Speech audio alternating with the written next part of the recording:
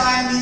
ఇది కాయిల్, ఇక్కడ నుండి ఇది గాల్వానామీటర్, ఈ గాల్వానామీటర్కి ఇది కనెక్షన్ ఇచ్చిండు. ఇక్కడ నుండి ఒక అయస్కాంతాన్ని కాయిల్ లోపలి ఆడుకున్నాడు. పారడే ఆట ఆడుకోగా ఈ మ్యాగ్నెటిక్ కాయిల్ లోకి తీసుకురాండి. కాయిల్ అంటే తీగ చుట్ట, అంతే, మళ్ళీ అనుకునేది. కాయిల్ అంటే వలయం, తీగ చుట్ట. ఇందులోకి రాగానే ఈ ముళ్ళు తిరుగుడు మూడు పెట్టింది. మస్తు ఎంజాయ్ చేసిండు ఆయన. లోపలికి రాగానే ముళ్ళు ఒక దిక్కు, బయటకు పోగానే ముళ్ళు ఒక దిక్కు. అంటే ఇది ఫారడేస్ లాస్. ఈ ఫారడేస్ లాస్ గురించి ప్రయోగం నిర్వహించమంటాడు. ప్రయోగం నిర్వహించమంటే ఏమడిగిండు? బ్యాటరీ లేకుండా విద్యుత్తును ఉత్పత్తి చేయడం, ఇది లక్ష్యం. దాన్ని మనం ఉద్దేశం అంటాం. వాడు ఏం క్వశ్చన్ ఇస్తే అదే రాస్తే మనం హాఫ్ మార్క్ వచ్చినట్టే. మెటీరియల్ రిక్వైర్డ్, మస్తు అవసరం అని రాయాలి. మస్తు అవసరం అంటే ఏం రాస్తారు? బ్యాటరీ అవసరం లేదు అక్కడ. ఏం కావాలి? మ్యాగ్నెట్, కాయిల్, గాల్వానామీటర్, అంతేనే కదా. ఈ 3 పరికరాలు రాయాలి. ఆ 3 కాక ఇంకా 3 రాయండి ఎక్స్ట్రా, నష్టమే లేదు. 10 రాయండి, నష్టం లేదు. 1 మార్క్ వచ్చినట్టే. ఇంకొక మార్క్ ఏంది? పద్ధతి, ప్రొసీజర్ రావాలి కంపల్సరీ. ప్రొసీజర్ తర్వాత అబ్జర్వేషన్, అంటే పట్టిక ఉంటే అబ్జర్వేషన్స్. ఆ తర్వాత ప్రయోగం ఏదన్నా ఫలితం కంపల్సరీ. రిజల్ట్ అని రాయాలి. రిజల్ట్ ఏ ప్రయోగం చేసినా జాగ్రత్తలు అవసరం. గ్లౌజ్ దొరుకుకోవన్నా, మాస్క్ వేసుకోవన్నా, లేకపోతే దూరం నుండి ముట్టుకోవన్నా, ఇవన్నీ కూడా అవసరం. కాబట్టి జాగ్రత్తలు ఏవో 2 రాసిపారేయండి. కానీ ఈ అంశాలు మాత్రం మర్చిపోకండి. Aim, operators, procedure, observation, result, precaution. ఇవన్నీ నీట్గా రాసి మధ్యాహ్నం మీరు ఏ స్టోరీ రాసినా కూడా ఒకసారి అనుకుంటాడు, ఇన్ని అంశాలు తెలిసినోడు లోపల రాయడా అనుకుని మాట్లాడేస్తాడు. అంటే అన్నిసార్లు కాదు, ఒక 80% మనం ఎక్స్పెక్ట్ చేసుకున్నాం. Because we are all so lucky fellows. While I am in Karimnagar, every year we use to find Jammikunta rank. Because Jammikunta లోపల 10th క్లాస్ ర్యాంకు లేకుండా ఏ సంవత్సరం లేదు. అందుకొరకే అలా జమ్మికుంట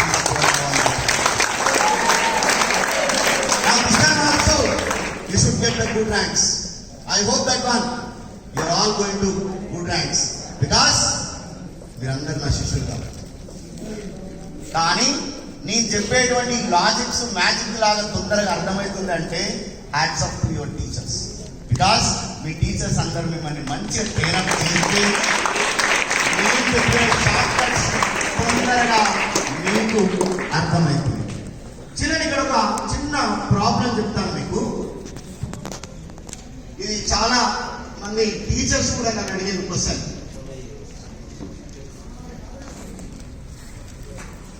ఇదొక బ్యాటరీ, ఇదొక రెసిస్టెన్స్, ఇది 5 ohm ఉంది. దీనిలోకి వెళ్ళి 2 amperes కరెంట్ పోతుంది. ఇక్కడ పాయింట్ ఏ అనేది ఉంది, ఇక్కడ పాయింట్ బి అనేది ఉంది. కండిషన్ ఇచ్చిన potential at P is equal to 0. ఏ వద్ద పొటెన్షియల్ ఎంత?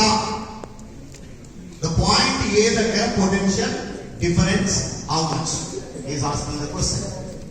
So many children have asked me doubt అడిగిన క్వశ్చన్ కాబట్టి నేను మీకు చెప్తున్నాను. ఇక్కడ మీకు ఎవరికైనా డౌట్ ఉంది? క్వశ్చన్ ఎవరికి లేదు. చూసిన మీ అందరికీ తెలుసు కాబట్టి నేను దాని ఆన్సర్ చెప్పాల్సిన అవసరం లేదు. అందరు సైలెంట్ ఉన్నారంటే మౌనం అర్థాంగి కాదు. ఒక్కరు మిగతా వాళ్ళు మీకు అందరికీ అవసరం లేదు. ఎందుకంటే అవసరం లేని విషయం అసలు చెప్పండి నాకు తెలుసు. రైట్, దీన్ని ఓపెన్ సర్క్యూట్ అంటారు. ఎందుకంటే చివరిలో ఓపెన్ ఉంది. కానీ మనం ఏం చేద్దాం, దీన్ని క్లోజ్ చేసేద్దాం. ఇది క్లోజ్ చేసుకోవాలి. ముఖ్యం ఫస్ట్ చేయాల్సింది it's close. Right, now current యొక్క డైరెక్షన్ ఎటుంది? ప్లస్ నుంచి మైనస్ పోతుంది. ఇక్కడ మనకు వోల్టేజ్ లాలో కూడా సంజ్ఞావాచకం ఉంటుంది. అంటే సైన్ కన్వెన్షన్, గుర్తులను ఏ విధంగా పెట్టాలి అనేటువంటిది వెరీ వెరీ ఇంపార్టెంట్ ఇక్కడ. సో నేను ఎంచుకున్న మార్గం ఎంచుకున్నా కరెంట్ డైరెక్షన్ లోపలనే నేను పోతున్నా. నేను ఒక పాత్ చూస్ చేసుకోవాలి. నేను ఎంచుకున్న పాత్ ఎటువంటిది? కరెంట్ దిశ లోపలనే నేను పోతా. Okay, right. ఇప్పుడు ప్లస్ నుంచి మైనస్ కు పోతున్నాం మనం. కాబట్టి రిజల్ట్ ఏమైతుంది? మైనస్. ఇక్కడ 2 volts అనుకున్నాం, లేదా 10 volts బ్యాటరీ పెట్టాం. 10 volts అయినప్పుడు మనకి ఈక్వేషన్ ఈక్వేషన్ లో కూడా కావాల్సింది ఏంటి? VA. ఇది ప్లస్ నుంచి మైనస్ పోయింది కాబట్టి -10 volts. మరి ఇది విద్యుత్ ప్రవాహ దిశలో పోతుంది కాబట్టి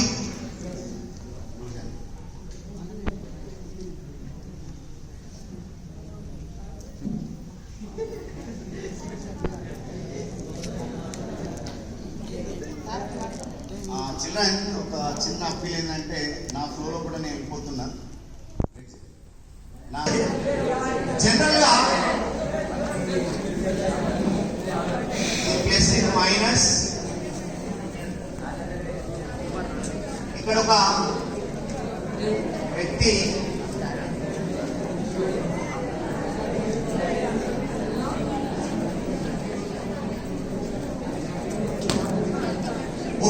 కుండను పోతాడు. ఒక వ్యక్తి కుండ మోసుకుంటూ వెళ్తాడు. మరి ఆ కుండకు రంధ్రం పడ్డది. ఆ కుండకి ఏమైంది? రంధ్రం పడ్డది. ఇది బావి. ఇక్కడ ముంచెడు కుండ, ముంచెడు ఇటు పోతా ఉండు. ఇక్కడికి వచ్చినాక దానిలో కూడా నీళ్లు పోతామని కుండ వచ్చి నీళ్ళు ఉన్నాయా? ఆ నీళ్ళని ఏమైంది? రైట్. ఇప్పుడు గమనించండి, ఇది పొటెన్షియల్, అధిక పొటెన్షియల్, ఇది అల్ప పొటెన్షియల్. ఈ కుండలో ఉండేటువంటి నీళ్ళ యొక్క శాతం కూడా పొటెన్షియలే. ముంచినప్పుడు నిండా ఉన్నది, గమనించండి, ముంచినప్పుడు నిండా ఉన్నది. రాను ఏమైతుంది? తగ్గిపోతుంది. దీన్ని ఏమంటారు మనం? పొటెన్షియల్ డ్రాప్ అంటాం. డ్రాప్ అన్నప్పుడు ఏ దిశలో? అది కరెంటు దిశలో పడబోయినప్పుడు, అంతే కదా. మరి ఇక్కడ కూడా కరెంటు దిశలో పట్టి నేను పోతున్నా. 2 ఆంపియర్ల కరెంటు, 5 ఓంల నిరోధం. ఇక్కడ ఓం నియమం గుర్తుపెట్టుకోవాలి. ఓంకారం అంత పవర్ఫుల్, ఓం నియమం అంత పవర్ఫుల్. దాన్ని చిన్నగా ఓం స్లానం, ఓం స్లానం అంటే రికార్డింగ్ గుర్తుంటుంది ఎక్కువసేపు. ఎందుకంటే ఈ ఓమ్స్ లా ఏంటిది అంటే, సార్ నేను మనం 2 ముచ్చట్లు మాట్లాడుతూ ఓమి. అరే నేను మనం ఏంటంటే అంటే I is proportional to V. నేను మంచివాడిని అయితే నా చుట్టూ మీరందరూ కూడా మంచివాళ్ళే. ఇది ఓం నియమం. I is proportional to V. Current is directly proportional to potential difference across the conductor at a constant temperature. ఇది ఓమ్స్ లా మనం V is equal to IR అనేటువంటి ఫార్ములాతో మనం మాట్లాడుతాం. కాబట్టి ఇక్కడ కరెంట్ 2 ఆంపియర్లు ఉంది, ఓమ్స్ ఎంత ఉంది? ఇక్కడ 5 ఓమ్స్ ఉంది. అంటే 2 into 5 10. సో ఇది కూడా -10 అని పెట్టాం. ఎందుకు? పొటెన్షియల్ డ్రాప్ అవుతుంది. కరెంట్ డైరెక్షన్ లో పొటెన్షియల్ డ్రాప్. ఒకవేళ ఈ వీడియోను మనం రివర్స్ చేసినాం అనుకుందాం. రివర్స్ చేస్తే ఇక్కడ నుండి పోతా ఉంటే కుండలో కూడా వాటర్ పెరుగుతూ ఉంటుంది. అది పొటెన్షియల్ గ్రోత్. ఎటు నెగటివ్ నుంచి పాజిటివ్. కరెంట్ దిశకు వ్యతిరేక దిశలో కూడా పోయినట్లయితే పొటెన్షియల్ గెయిన్ అన్నమాట. సో కాబట్టి ఇక్కడ ఇది పొటెన్షియల్ ఆ కరెంట్ దిశలో ఉన్నటువంటి మైనస్. ఇక్కడ మీ దగ్గర పొటెన్షియల్ ఆల్రెడీ ఏం లేదు కాబట్టి ఇది మొత్తం 0. వోల్టేజ్ లాగా ఫైనల్ ఆన్సర్ ఏంటి? 0, అంతే కదా. మరి ఇక్కడ ఇది 0 ఉన్నది. VA -20 volts, ఇది +0, ఇది కూడా 0 కదా. is equal to 0. అప్పుడు VA is equal to ఎంత వస్తామా? 20 volts. ఈ 20 volts ఉన్నది ఇక్కడికి వచ్చేసరికి 10 volts మైనస్ అయింది. ఈ రెసిస్టెన్స్ దాటేసరికి ఆయన 10 volts మైనస్ అయిపోతుంది. మీ దగ్గర ఏముంటది? 0 ఉంటుంది. So this is what about the Kirchhoff's voltage లాలో వచ్చేటువంటి చిన్న ప్రాబ్లం. మన వాడు సార్ రిజల్ట్ వచ్చింది, మస్తు ఎంజాయ్ చేస్తాం, హోటల్ పోదాం, బిర్యానీ తిందాం, కానీ మంచి ఆరాంగా బయటకు వద్దాం అంటే హోటల్లో లేదండి. మీరు మామయ్య బాబాయ్ వాడు ఏం అడుగుతాడు? మనని ఏం కట్టుమని అడుగుతాడు? ఎట్లా అడుగుతాడు? ఫోర్స్ చేసి అడుగుతాడు. అబ్బాయి బిల్లు ఫోర్స్ అప్లై చేసి బిల్లు అడుగుతాడు. అంటే బిల్లు గుర్తు పెట్టుకోండి, మన మీద అప్లై చేసేటువంటి ఫోర్స్ గుర్తు పెట్టుకోండి. F is equal to PIL is a formula to know the force acts on a conductor when it is placed in a magnetic field. Bill మర్చిపోవద్దు, బలం మర్చిపోవద్దు. బలవంతం చేయకపోతే బిల్లు కట్టాం, అర్థమా? ఎగ్జామ్ లో క్వశ్చన్ వస్తే కూడా బిల్లు గురించి ఈజీగా రాస్తాం. F is equal to BIL. So like this you can enrich all this one. Some of the students ask me doubt, sir, what is the difference between atom and ion? మంచి question అడిగాను. Atom అంటే అట్నే ఉండేది, ion అంటే తయారయ్యేది. అర్థమైందా? అర్థం కాలేదు కదా? అర్థం కాకుండా ఎప్పుడైనా బెస్ట్. ఆటం అంటే అట్నే ఉండేదంటే అందులో ప్రోటాన్లు ఎన్ని, న్యూట్రాన్లు ఎన్ని, ఎలక్ట్రాన్లు ఎన్ని అట్నే ఉంటాయి. సోడియం వీటి రూల్ నెంబర్ ఎంత? వీటి రూల్ నెంబర్ ఎంత? 11 ప్రోటాన్స్, 11 ఎలక్ట్రాన్స్. ఈ సోడియం కు ఎక్కడికి పోవాలని పోరాటం ఉండేది? నియాన్ దగ్గరికి పోవాలని పోరాటం ఉండేది. ఎందుకంటే వీడు ఇంట్రెస్ట్ పిల్లలు, వాడు ఎక్కువ రియాక్ట్ కాడు, వాడు కూడా రియాక్ట్ కాడు. మీరు బాగా గుర్తుపెట్టుకోవాల్సింది, ఏ ఎలిమెంట్ అయినా అవుటర్ మోస్ట్ షెల్ లో ఉండాల్సినది 8 ఎలక్ట్రాన్స్. దాన్ని స్టేబుల్ కాన్ఫిగరేషన్ అంటారు, దాన్ని ఆక్టేట్ రూల్ అంటారు. ఆక్టేట్ రూల్ ప్రకారంగా, అష్టక విన్యాసం ప్రకారంగా దాని చుట్టూ 8 చుక్కలు ఉండాలి. నియాన్ చుట్టూ 8 చుక్కలు ఉంటాయి. ఏదైనా గుర్తుపెట్టుకోవాలి మీరు, 8 చుక్కలకు మాత్రం మర్చిపోవద్దు. కాబట్టి సోడియం ఒక చుక్క ఎక్కువ ఉన్నది, వాడు మనసు పడతలేదు, నన్ను ఎక్కడ దొంగలెత్తపోతారో అని. ఎందుకంటే సోడియం దాచిపెట్టడం చాలా చాలా కష్టం. ఇది హైలీ ఎక్స్ప్లోజివ్, విస్ఫోటనం చెందేటువంటి సోడియం, దాన్ని దాచిపెట్టలేదు. క్లోరిన్ బాగా క్రియాశీలత, దాన్ని దాచిపెట్టలేదు. ఈ ఇద్దరికి దాచిపెట్టడం కష్టమవుతుంది కాబట్టి ఈ ఇద్దరికి పెళ్లి చేసి, అదే సోడియం క్లోరైడ్ సాల్ట్ అయిపోయింది, ఎక్కడ పడితే అక్కడ డబ్బులు పెట్టి అక్కడే ఉంటుంది. దాని గురించి ఏం ప్రమాదం లేదు మనకు. సో కాబట్టి ఈ సోడియం ఒకటి ఇచ్చేసింది, ఒక ఎలక్ట్రాన్ ఇచ్చేసింది కాబట్టి అది సోడియం ప్లస్ అయిపోయింది. 1 ఎలక్ట్రాన్ ఇక్కడ బయటకు వచ్చేది. సోడియం ఏమైంది? నేను పాజిటివ్ అయ్యాను అని చెప్పింది. ఏమని చెప్పింది? పాజిటివ్ అయ్యాను అని చెప్పింది. ఇక అయ్యాను అంటది కదా, దాన్ని అయాన్ అని చెప్పడం. మరి ఎన్ని వదులుకున్నది? 1 వదులుకున్నది. దాని బ్యాలెన్స్ ఎంత? 1. 2 వదులుకుంటే 2, 3 వదులుకుంటే మ్యాజిక్ నంబర్స్ ఏంటి? 2, 10, 18, 36, 54, 86. ఇవి బాగా గుర్తుపెట్టుకోవాలి.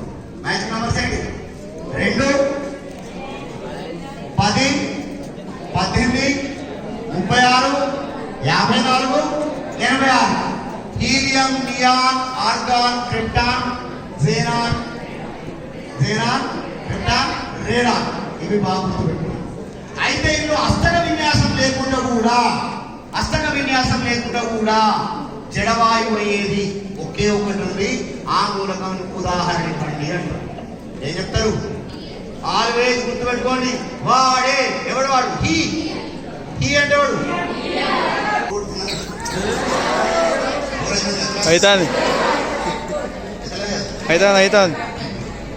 అవుతాను సార్ చెప్తారు. అతన్ని గుర్తుపెట్టుకుంటే వాడు ఒక్కడు పాపం అస్తక విన్యాసం లేదు కానీ సంతృప్తిగా ఉన్నాడు, స్థిరంగా ఉన్నాడు, వాడే హీలియం. అది గుర్తుపెట్టుకోవాలి. ఇక మిగతా అన్ని కూడా మనకు ఒక క్వశ్చన్ వస్తారా బాబు? లీవిస్ డాట్ స్ట్రక్చర్ ప్రకారంగా లీవిస్ నా పేరు శ్రీనివాస్ అలా స్టార్ట్ అవుతాం.